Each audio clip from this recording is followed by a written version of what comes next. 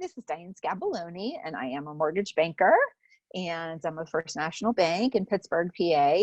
And this is one of my closest friends, Allison Pochapin. Hey, Allison, introduce yourself. Hi, I'm Allison Pochapin. I am a real estate agent with Coldwell Banker in Pittsburgh. And like Diane said, we are dear friends. We've been friends for about 15 years, and we've been working together for 15 years in this industry. Yes. And we've been wanting to do something like this, something educational and something that would be, value for people that ask about like, what's it like in like a day in the life of your business and what's happening with the industry. And so we've been wanting to do this, and we thought, heck, what better time than now to put this in and to do it. So bear with us. It's our first. So hopefully our first Zoom. Yeah, it's our first joint Zoom together. And we're so excited to tell you kind of like what is happening in the industry right now from our perspective.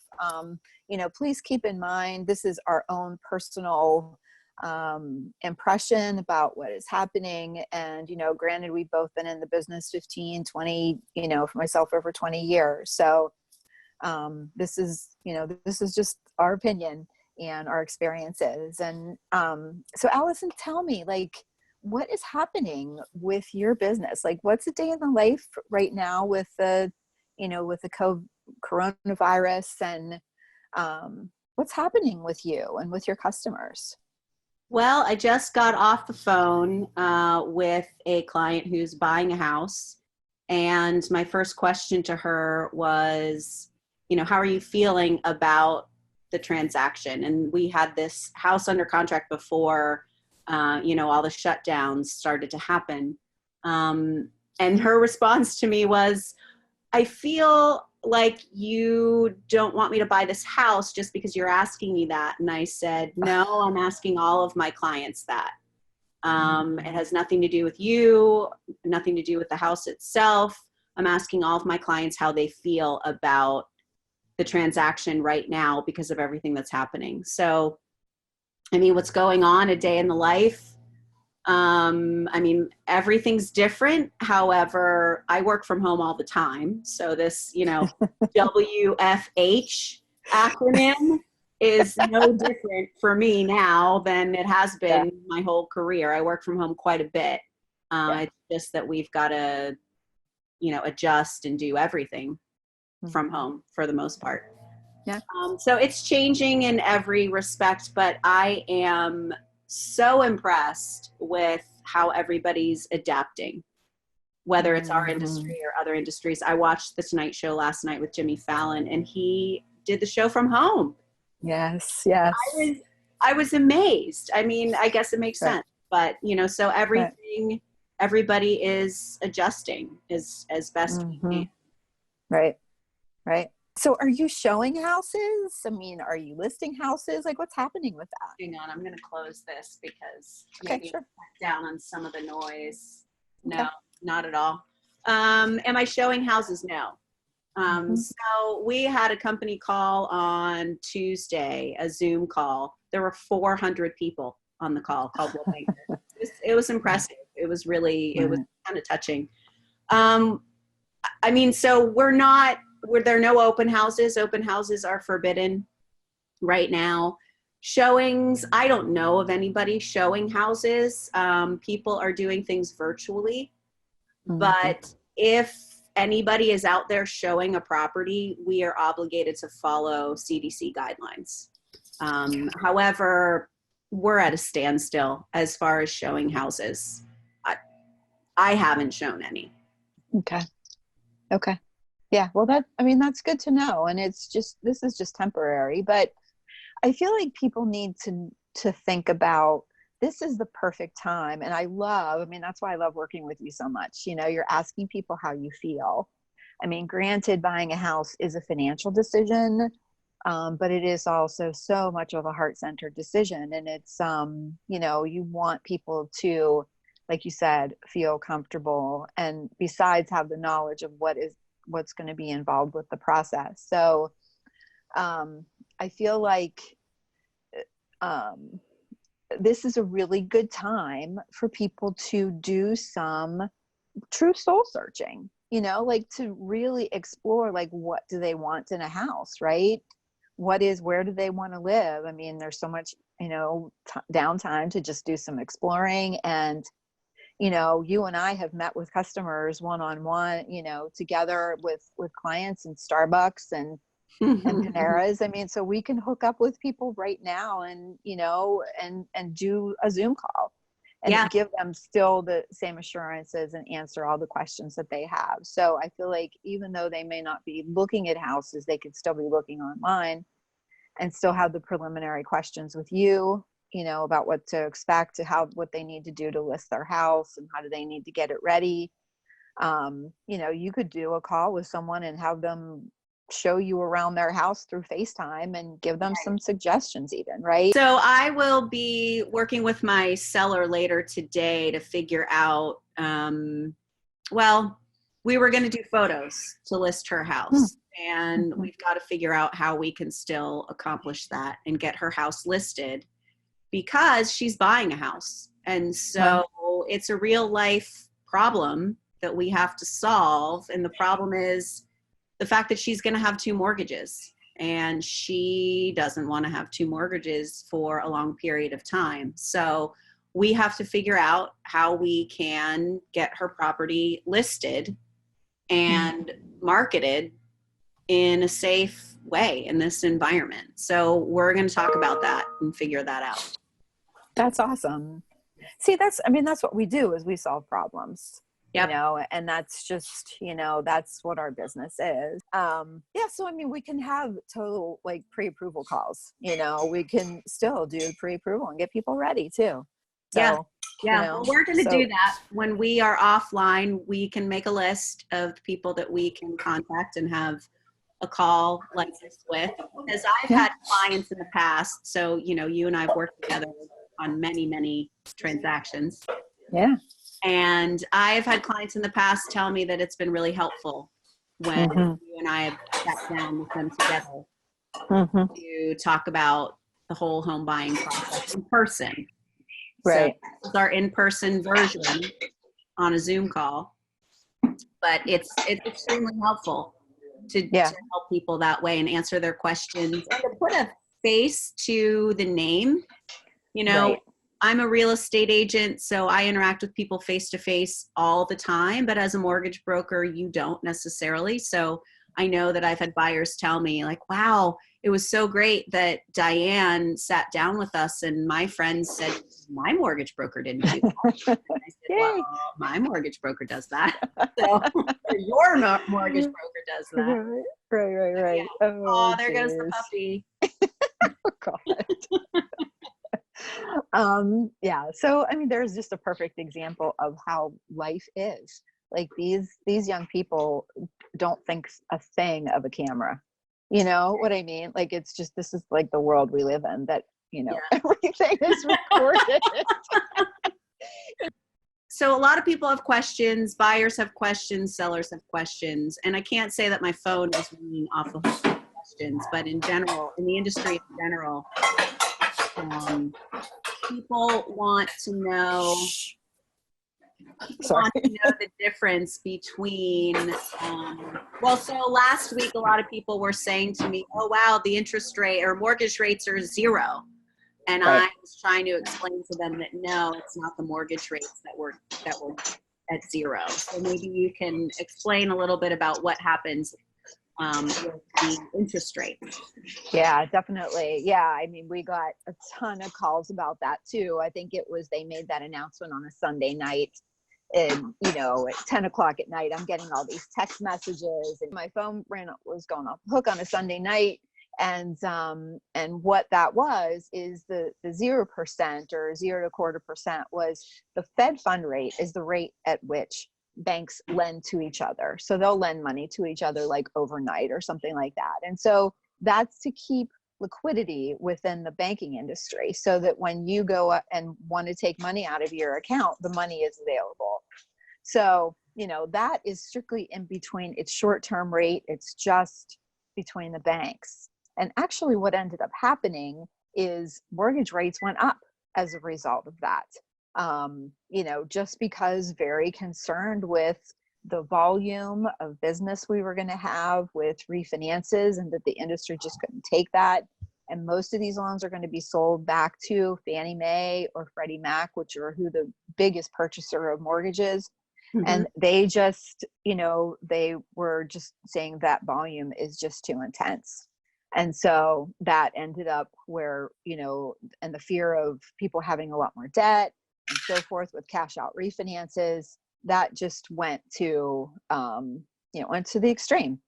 So it was, it put us in a situation where people were like, well, wait a minute. Like, we talked in the morning and you told me my rate was, let's just say, 3.125, and I needed to check with my wife. And then I call you back in the afternoon, and now the rate is, in the high threes. How is that possible?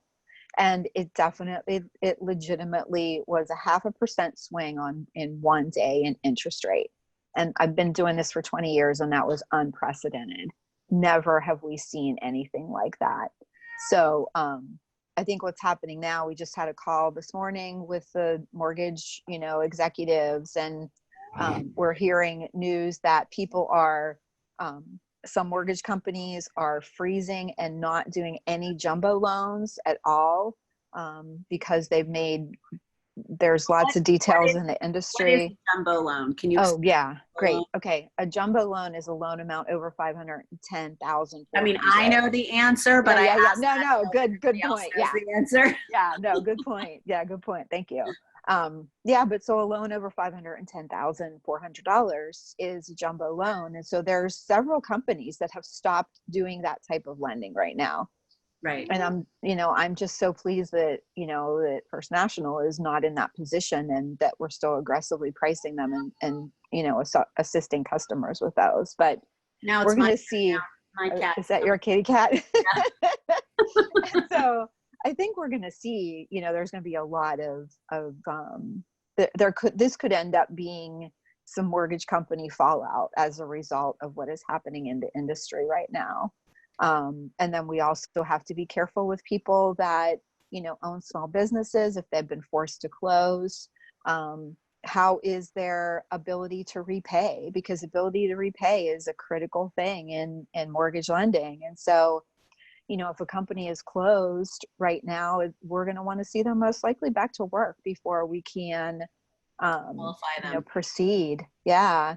And, we're verifying employment is really going to be important. So it's going to be a little bit tricky for a while, but I think for people to know and to be reassured, we've gone through this kind of craziness before. We've had plenty of other, ups and downs in the past 10, 20 years, and there's just going to be more. And you're going to want to surround yourself with caring, heart-centered people that, like Allison just said, how do you feel about this? Instead of saying like, hey, sign on the dotted line, you got to do this. Like we both believe that we're not in a position or wanting to instill fear, but we want to have people be cautious, and we care about them and their family. We're going to be in this business for the long haul, and, and we care. So, so if we run into someone at Giant Eagle a year from now, we don't have to be afraid, like, ooh, we shoved them into a house when they weren't ready.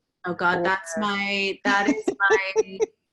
is my fear as a real estate agent, or I should say that my intention as an agent is to make sure that my client is making a choice that's right for them. And part of what I discussed with my client on the call before this one was that I can't make the decision for her, whether or not she should buy this house, but that my responsibility is to pay attention to what I hear her saying throughout the process and reminding her of what she says is important to her.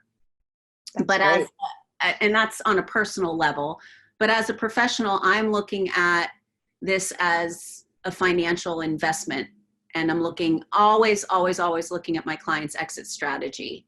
And so whether it's before Corona or now, I'm always helping my client look at whether or not it's the right purchase for them. So it is one of my fears as an agent or the thing that I try to avoid is ever running into a client and hearing that they're not happy with their house. Right. That, No. yeah. And then it's so heartwarming when you hear that they're pleased and thrilled and, you know, even years later, very grateful for, you know, for the guidance and support that they got. And, you know, I also want to just say real quick too, is a shout out to the vendors that we're working with, you know, the title companies and the attorneys and the people, you know, really taking all kinds of cautious steps to handle closings. You know, we have some creative things where they're doing drive-bys, and, you know, we have people that are calling in favors to their title searchers.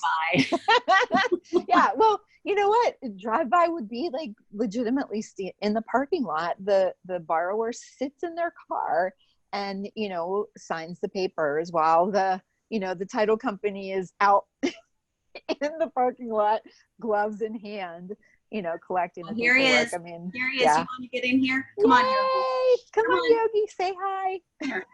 Here goes another one. Aww. Here he is. Say hi, buddy. Say hi. Oh, he's pretty. Hi, everybody. Hello. I have no idea what's happening right now. Why is mommy home all the time? Yeah. No, he loves it when I'm home.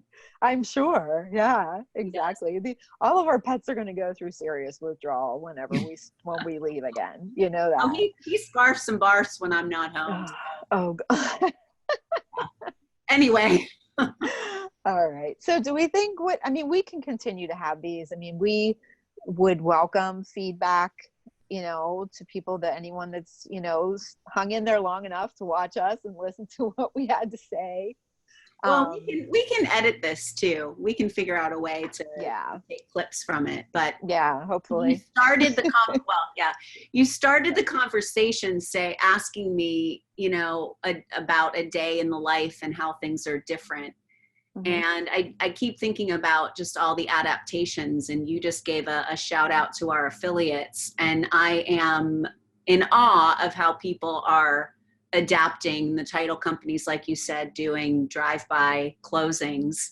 And I actually closed on a house yesterday. It happened to be a cash deal, and so it made things a lot easier.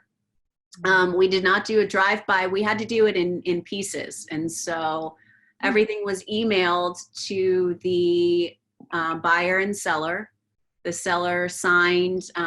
They did have a notary go to the house and sign with the seller. She had gloves on, and, you know, they took precautions, but they signed. And then yesterday, in order to get for my buyer to be able to sign the settlement sheet, I met her in Frick Park, and I put all of the documents into plastic covers.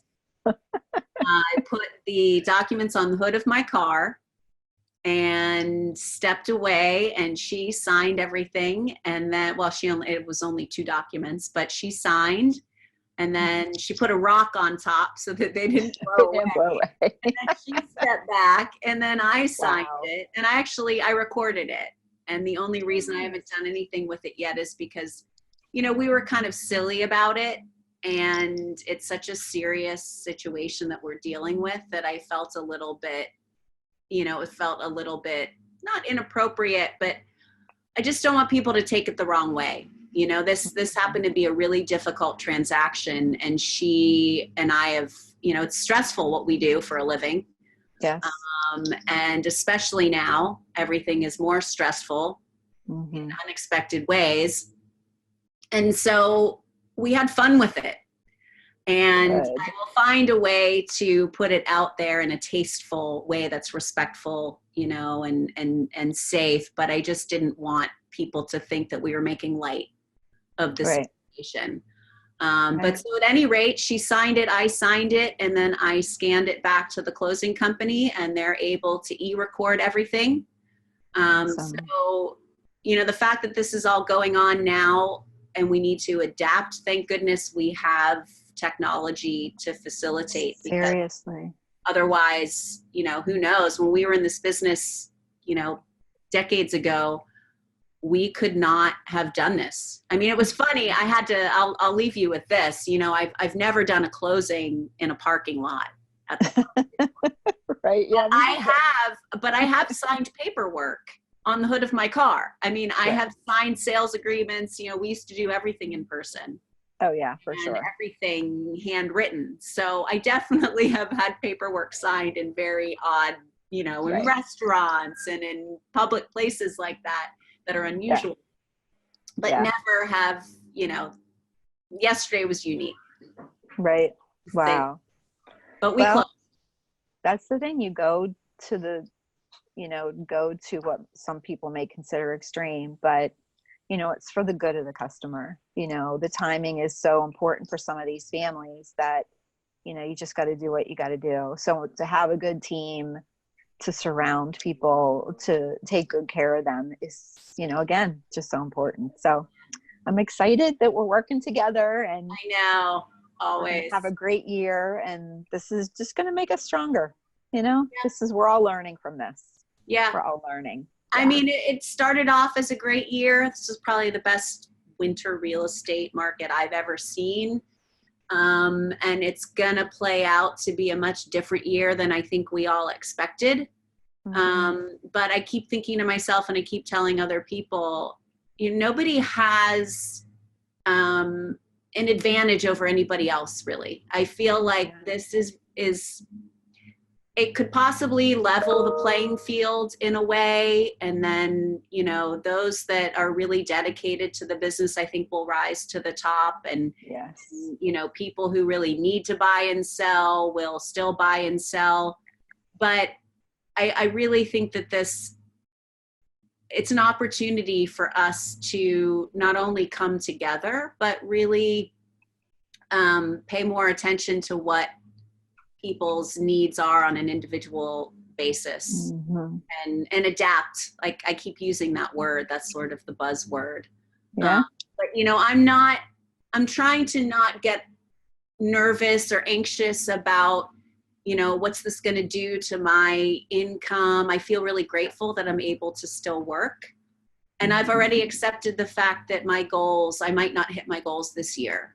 I might, but if I don't, it's not going to be in my control, most likely. And so It's this overall practice of acceptance that, the world, I can't believe this is a world problem. This is not this is not just our industry. This is not just in Pittsburgh. This is not happening to just us. So it's not woe is me. It's holy cow. This is the whole entire, this is humanity going through the same. That's what I just got chills. That's what blows my mind about this. But it's comforting in a way to know that everybody really is going through this together. Hopefully, Yeah. Yeah. And I feel like how people show up is going to let you know what their values are. I think the true people of who you want to align with and who you want to spend time with is going to become very clear right now. This is coming from a place, there's the old saying of, are you coming from a place of love or are you coming from a place of fear? Right. And so that goes, Yep. That comes right down to, how are people running their business? And, we could yell at our vendors and say, what do you mean you can't, get the tax certification? Or we can get creative and work together and, have compassion for each other. I mean, our mortgage processors are just slammed right now with having so many files. And so, it's a matter of okay, what can I do? What do you need my help with?